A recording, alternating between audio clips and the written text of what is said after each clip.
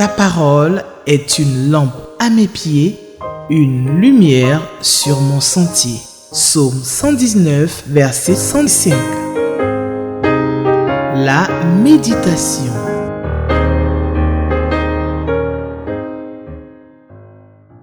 Shalom, chers frères et sœurs. C'est avec beaucoup de joie encore qu'on se retrouve à cette autre émission sur Espérance TV. Cette chaîne télévision chrétienne qui nous donne l'opportunité de nous connecter sur la parole de Dieu. Et je sais que vous avez multiples émissions que vous suivez bien, qui vous enrichissent spirituellement. C'est une grande bénédiction et nous rendons grâce au Seigneur pour toute cette équipe qui est à notre disposition, qui est à votre disposition, qui nous permet de pouvoir être connectés les uns aux autres autour de la parole de Dieu. Que le Seigneur nous bénisse, qu'il bénisse toute cette équipe que vous ne voyez pas toujours. C'est nous autres que vous voyez à l'écran, mais il y a toute une grande équipe qui fait ce travail formidable. Et nous bénissons vraiment le Seigneur. Merci d'être venus donc à ce temps de méditation qui nous est offert par la Ligue pour la lecture de la Bible.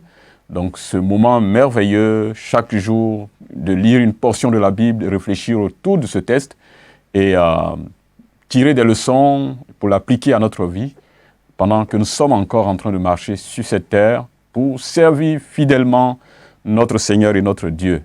Je voudrais donc nous inviter à la prière. Et juste après cela, nous allons lire notre texte de ce jour, qui est le texte de Ésaïe 45, versets 14 à 25. Nous allons prier et confier notre méditation entre les mains du Seigneur. Prions. Père Céleste, nous te rendons toute la gloire, nous te bénissons, nous te magnifions pour tous tes grands bienfaits à notre égard. Seigneur, tu nous aimes et tu accomplis des choses merveilleuses dans nos vies. Des choses que nous voyons, mais beaucoup d'autres choses que nous ne voyons pas, que tu accomplis pour notre bien. Et nous te disons merci, Seigneur, pour cette occasion que nous avons de nous retrouver autour de ta parole, afin de nous nourrir spirituellement et de pouvoir grandir dans ta connaissance, vivre heureux sur la terre et nous préparer à te rencontrer. Béni sois-tu, Père Céleste. C'est au nom de Jésus, notre Seigneur et Sauveur, que nous te prions. Amen. Que le nom du Seigneur soit béni. Donc, je disais que le texte de notre méditation de ce jour, c'est Ésaïe 45, les versets 14 à 25. Et je voudrais donc nous inviter à la lecture de ce texte. Moi, je vais lire dans la version Louis II. Donc, prenez la version que vous avez en votre possession et nous allons lire le texte ensemble. Donc, nous faisons maintenant la lecture. Ainsi parle l'Éternel. Les gains de l'Égypte et les profits de l'Éthiopie et ceux des Sabéens à la taille élevée passeront chez toi et seront à toi. Ces peuples marcheront à ta suite. Ils passeront enchaînés et se prosterneront devant toi et te diront en suppliant, c'est auprès de toi seulement que se trouve Dieu. Et il n'y a point d'autre Dieu que lui. Mais tu es un Dieu qui te cache, Dieu d'Israël, Sauveur. Ils sont tous honteux et confus. Ils s'en vont tous avec ignominie, les fabricateurs d'idoles. C'est par l'Éternel qu'Israël obtient le salut, un salut éternel. Vous ne serez ni honteux ni confus, jusque dans l'éternité. Verset 18. Car ainsi parle l'Éternel, le Créateur des cieux, le seul Dieu qui a formé la terre, qui l'a faite et qui l'a affermie, qui l'a créée pour qu'elle ne fût pas déserte, qui l'a formée pour qu'elle fût habitée. Je suis l'Éternel, il n'y a point d'autre. Je n'ai point parlé en cachette, dans un lieu ténébreux de la terre. Je n'ai point dit à la postérité de Jacob, cherchez-moi vainement, moi l'Éternel. Je dis, ce qui est vrai. Je proclame ce qui est droit. Verset 20. Assemblez-vous et venez, approchez ensemble, réchappez des nations.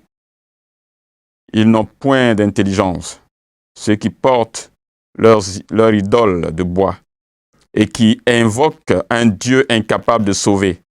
Déclarez-le et faites-les venir, qu'ils prennent conseil les uns des autres.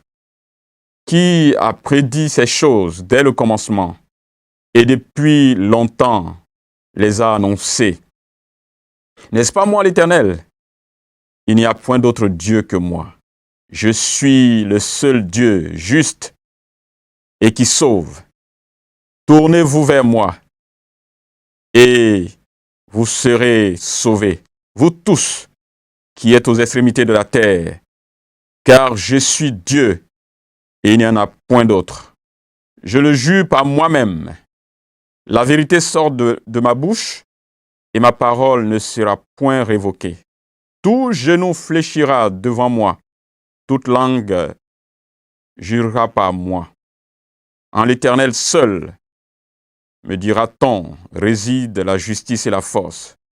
En lui viendront pour être confondus tous ceux qui étaient irrités contre lui. Par l'Éternel seront justifiés et glorifiés tous les descendants d'Israël. Jusqu'ici, notre lecture. Que le nom du Seigneur soit béni, chers frères et sœurs, pour ce beau test, cette prophétie d'Ésaïe, donc porteur de la parole de notre Seigneur. Alors, de quoi parlent ces versets?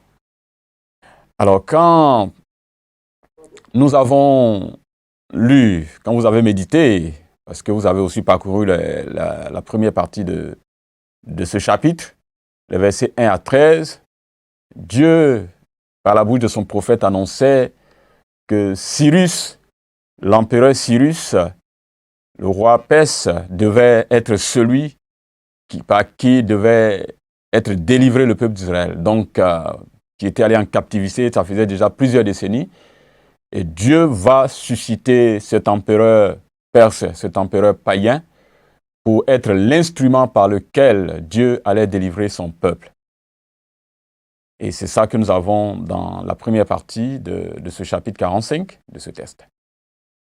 Et devant l'action, devant ce que Dieu allait accomplir par le retour de son peuple qui était allé en exil depuis au moins 70 ans, voyant cela, les autres peuples de la terre finiront par se tourner vers l'Éternel.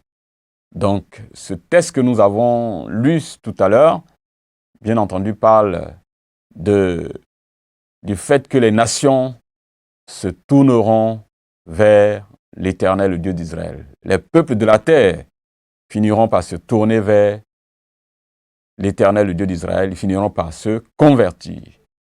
Je pense que ça, c'est aussi notre histoire personnelle. Nous qui étions loin de l'alliance de Dieu avec Israël, nous bénéficions bien entendu de la réalisation de cette promesse que Dieu a faite, du fait que les nations, les autres nations de la terre, viendront à l'Éternel, ils se convertiront au Dieu d'Israël. Premièrement, pour quelle raison? Ils seront confus, ils auront honte, ils se rendront compte à l'évidence que c'est le Dieu d'Israël qui doit être adoré. Ils reconnaîtront qu'il est le Dieu, que c'est lui qui est Dieu. Et ils l'avoueront. Parce que voyant ce que Dieu va réaliser, voyant tout ce que Dieu va accomplir sur la terre, la capitulation des peuples, ces peuples puissants, l'Égypte, l'Éthiopie, tous ces peuples puissants d'alors qui ont tenu captif le peuple de Dieu, tous ces peuples-là vont être confondus, seront confus, auront honte, en voyant la puissance de Dieu se manifester pour les dépouiller, pour les déposséder de toute leur gloire et de toute leur puissance. Ils seront obligés un jour de se prosterner devant lui et de se prosterner, de reconnaître qu'Israël est effectivement le peuple de Dieu. Ils se prosterneront, comme le texte le dit ici, devant ce peuple, en reconnaissant que le peuple d'Israël est celui qui a le vrai Dieu. Seulement que ce sera une sorte de regret de leur part, parce qu'ils diront, mais pourquoi le Dieu d'Israël est caché, il se cache? Non, Dieu ne se cache pas. Dieu ne se cache pas. Et je pense que lui-même il le dira après. Et le Nouveau Testament nous le montre aussi que notre Dieu ne se cache pas. L'univers entier, les choses de la nature, tout ce qui se passe autour de nous, ce sont autant d'éléments qui nous montrent l'existence de ce Dieu puissant qui mérite d'être adoré. Donc Dieu ne se cache pas. Mais c'est dans toute la confusion, dans la honte, qu'ils diront cela. Donc les nations se tourneront vers Dieu dans la confusion. Ils se seront rendus compte finalement qu'ils avaient pris la mauvaise voie et que le Dieu d'Israël est le Dieu puissant. Ils seront confus. Donc c'est par la confusion. Ça, c'est la première chose qui va être vue. Et justement, Dieu va, dans la deuxième partie de ce texte qui commence au verset 18, Dieu va prendre le temps justement de leur montrer qu'il est le seul vrai Dieu. Et qu'effectivement, tous les autres peuples de la terre qui ne l'adorent pas se sont trompés. Il va le déclarer lui-même en disant qu'il est le Créateur, qu'il est le Créateur des cieux et la terre. Il est le seul Dieu qui a formé la terre et c'est lui qui a fermé la terre, c'est lui qui a fait que la terre est habitée. Donc, il a le contrôle de la terre, il est le Dieu tout-puissant et ses œuvres sont visibles. Il est celui qui ne se cache pas dans les ténèbres. On peut le voir à travers ses œuvres, au travers de ses œuvres. Et il a manifesté dans la vie du peuple juif. Et donc, tous les peuples de la terre peuvent voir que Dieu, le Dieu d'Israël, est le seul vrai Dieu. Et il dit, moi l'Éternel, je le dis et je dis ce qui est vrai. Donc, contrairement aux autres dieux que les peuples adorent sur la terre, le Dieu d'Israël est le seul Dieu qui dit ce qui est vrai. Quand il dit ce qu'il dit s'accomplit, quand il dit ce qu'il dit est vrai. Dieu est le Dieu par qui on peut savoir ce qui est vrai ou faux, ce qui est bon ou mauvais. Dieu est la norme. Quand on parle de mal, quand on parle de bien, c'est par rapport à Dieu. Quand ce n'est pas conforme à ce que Dieu veut, quand ce n'est pas conforme à ce que Dieu est, quand ce n'est pas conforme à ce que Dieu dit, c'est pas vrai, c'est pas juste, c'est pas droit. Donc quand c'est bon, quand c'est vrai, ça veut dire que c'est conforme à ce que Dieu dit et ce que Dieu est. Donc, et ça doit nous interpeller en tant qu'être humain, de savoir que, en fait, la vérité, c'est pas par rapport à nous, c'est pas par rapport à nos normes. La vérité, c'est pas par rapport aux normes de nos pays, c'est pas par rapport aux normes des Nations Unies. La vérité, c'est par rapport à Dieu. C'est Dieu qui dit que c'est vrai et c'est vrai. Quand Dieu dit que c'est faux, c'est faux. Donc, les actes que nous posons, les attitudes que nous adoptons, les décisions que nous prenons pour notre vie, nous devons toujours tenir compte du fait que la norme de toutes les normes, c'est Dieu lui-même.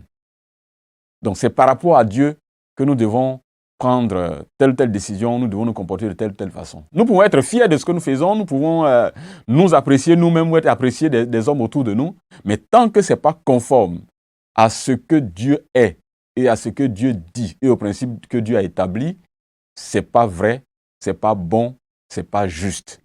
Et ça doit être clair dans notre esprit en tant qu'être humain. En tant qu'être humain. Donc, ça veut dire quoi? Ça veut dire que nous devons chercher l'approbation de Dieu et non l'approbation des hommes ou des systèmes des hommes autour de nous. Oui, nos systèmes font l'effort, beaucoup de nos systèmes font l'effort, nos lois font l'effort d'être conformes à ce que Dieu a établi. Mais ce n'est pas toujours le cas, malheureusement. Donc, notre norme, la norme de toutes les normes, la vérité de toutes les vérités, c'est bien celle qui vient de Dieu. Donc, Dieu lui-même déclare qu'il est le vrai Dieu. Et ce qu'il dit est vrai. Ce qu'il dit, c'est la vérité. Et ça doit être suivi, on doit obéir à cela. Et ce qu'il dit est bien visible, est bien compréhensible. Si nous voulons réellement suivre Dieu et lui obéir, nous verrons bien que ce qu'il dit, c'est ce qui est vrai, c'est ce qui est glorieux, c'est ce qui doit être suivi. Déclarez-le, il le dit. Faites-les venir, qu'ils prennent conseil les uns des autres. Qui a prédit ces choses dès le commencement et depuis longtemps les a annoncées? Quand Dieu annonce les choses, ce qu'il dit, c'est ce qui s'accomplit. Ce qu'il donne, c'est ce qui s'accomplit. Et nous devons donc justement avoir en tête de regarder, de suivre les principes que Dieu donne. Donc, il a dit lui-même, il dit de lui-même donc que ce qu'il dit est vrai, qu'il est le vrai Dieu. Mais aussi, il demande que les hommes puissent appliquer leur propre intelligence en voyant les choses qui se passent autour d'eux. Donc, Dieu est le seul vrai Dieu, et comme il le déclare lui-même, en tant que norme, en tant que vérité, mais il nous dit que le fait qu'il soit le seul vrai Dieu, nous pouvons, en appliquant notre intelligence, nous pouvons aussi nous rendre compte. En observant les choses autour de nous depuis le commencement, en voyant la création autour de nous, nous pouvons nous rendre compte qu'il y a un Dieu et qui est différent des autres dieux que le monde adore, ou bien que les gens adorent autour de nous, ou que nous avons peut-être eu à adorer quand on ne connaissait pas le Seigneur. En nous asseyant aujourd'hui, en regardant de façon plus calme, nous pouvons réaliser que nous étions vraiment à côté de la plaque. Et il m'arrive quelquefois souvent de m'asseoir et de dire, mais attends, j'ai aussi passé tant d'années à adorer des idoles, des choses qui étaient fabriquées des mains des hommes. Et je pouvais prendre même certaines des idoles et regarder, de rendre compte que c'est vraiment de la fabrication, un bois, la peau d'un animal. On essaie de mettre un peu de la cola. Enfin, vous verrez comment les choses se font dans vos différentes cultures. Vous allez vous rendre compte que l'idolâtrie est quelque chose de ridicule. C'est humiliant pour l'être humain que Dieu a créé à son image d'agir de la sorte. Mais malheureusement, quand on est dans l'obscurité, l'intelligence est obscurcie, il est très difficile de nous rendre compte que nous sommes vraiment loin du vrai Dieu. Mais Dieu nous invite, il nous a doté d'intelligence, de capacité d'analyse et de nous asseoir et de dire, regardons bien ce que nous faisons. Est-ce que ça peut être normal que nous le faisions? Et Dieu dit que si nous observons cela, nous allons accepter, nous allons nous rendre compte à l'évidence que c'est devant lui seul qu'un jour tout genou fléchira. Et il dit, tout genou fléchira devant moi. Toute langue jurera par moi. Et ça, c'est vraiment quelque chose de très fort. Quand nous sommes arrivés à l'évidence que Dieu est effectivement le seul vrai Dieu, il y a ce qu'il dit de lui-même. Et il demande à chaque être humain d'appliquer son intelligence et de regarder attentivement. Et effectivement, notre intelligence affectée par le péché n'arrivera pas à comprendre un certain nombre de choses. Ça, c'est tout à fait possible. Mais il y a encore des choses en nous qui peuvent nous permettre de pouvoir analyser. Et si nous sommes suffisamment humbles et que nous voulons découvrir, de nous rendre compte que ce que nous sommes en train de voir autour de nous dans la nature, dans la création, il y a un Dieu tout-puissant, intelligent, sage, qui est l'auteur de toutes ces choses que nous sommes en train de voir, de tout le cosmos, de tout le système solaire, de toute la nature, les êtres humains que nous voyons, tous les êtres vivants que nous voyons, toutes les espèces animales que nous voyons. Tout cela est l'œuvre d'un Dieu tout-puissant, d'un Dieu immensément sage. Et ça, c'est quelque chose que nous devons garder dans le cœur. Et c'est en même temps une interpellation pour chaque être humain à demeurer dans cette méditation quotidienne, dans la réflexion sur le Dieu qui a créé le ciel et la terre et qui nous demande de l'honorer, de le glorifier, de le reconnaître comme étant le seul vrai Dieu en dehors duquel il n'y en a pas d'autre. Et cela nous permet de pouvoir être épargnés de toutes les tentations, de mettre notre confiance en quelque chose d'autre, nos biens, nos forces, en des êtres humains en qui nous faisons confiance. Non, toutes ces choses ou toutes ces personnes ne sont que vanité. Le seul qui a créé le ciel et la terre, qui a créé les choses visibles comme invisibles, il est l'Éternel des armées, le Dieu d'Israël, le Dieu Tout-Puissant. Et heureusement qu'au cours de l'histoire, des personnes, des individus de toute catégorie sociale ont découvert que effectivement Dieu est le seul vrai Dieu. Des peuples entiers se sont tournés vers Dieu, tout confus en se rendant compte qu'ils s'étaient trompés en suivant autre chose que le Dieu créateur du ciel et de la terre. Et nous continuons de prier justement pour que tous ceux qui encore sont loin de ce Dieu créateur puissent se tourner vers lui et réaliser que sans lui, leur vie n'a pas de sens et la vie n'a pas de sens. Que Dieu nous aide, pour vous qui déjà avez connu ce Dieu, qui êtes sortis de l'ignorance, de l'idolâtrie, pour venir à lui, que vous puissiez toujours continuer fidèlement à marcher avec lui, à lui faire confiance, à le mettre à la première place de votre vie et de permettre à ceux ou celles qui n'ont pas encore connu Dieu, qui n'ont pas encore rencontré ce Dieu créateur du ciel et de la terre au travers de l'œuvre de Jésus sur la croix, que ces personnes aussi aient la grâce d'entendre la voix de Dieu et qu'ils viennent à Christ, qu'ils reviennent à leur Créateur. Et ça, ce sera la grande joie pour nous-mêmes et pour les peuples. Et comme la Bible le dit, un jour viendra où de tous les peuples de la terre, les gens se rassembleront devant la sainte présence de Dieu pour l'adorer d'éternité en éternité. Je fais partie de ceux-là. Vous aussi, vous faites partie de cette grande famille mondiale, de cette famille universelle de Dieu. Mais il y a encore d'autres personnes qui sont encore en train d'adorer des faux dieux que Dieu appelle à revenir à lui. Que l'Éternel, le nom de l'Éternel soit glorifié. Que Dieu nous donne de garder dans le cœur qu'il est le seul vrai Dieu et qu'en dehors de lui, il n'y en a point d'autre. En l'Éternel seul, me dira-t-on, réside la justice et la force. À lui viendront pour être confus tous ceux qui étaient irrités contre lui, parce que simplement ils ne connaissaient pas le Seigneur. Et nous prions et continuons de prier pour que ceux qui ne connaissent pas le Seigneur viennent à lui et qu'ils soient des adorateurs, des vrais adorateurs du Créateur du ciel et de la terre. Chers frères et sœurs, que Dieu nous bénisse et qu'il nous donne davantage de joie et de fidélité dans notre marche avec lui. Nous allons prier et bénir le Seigneur pour ce temps de méditation de la parole du Seigneur. Père Céleste, nous te rendons toute la gloire pour l'occasion merveilleuse que nous avons de nous retrouver autour de ta parole. Tu nous as appris et tu as donné cette prophétie que les nations lointaines viendront à toi, te reconnaîtront comme le seul vrai Dieu.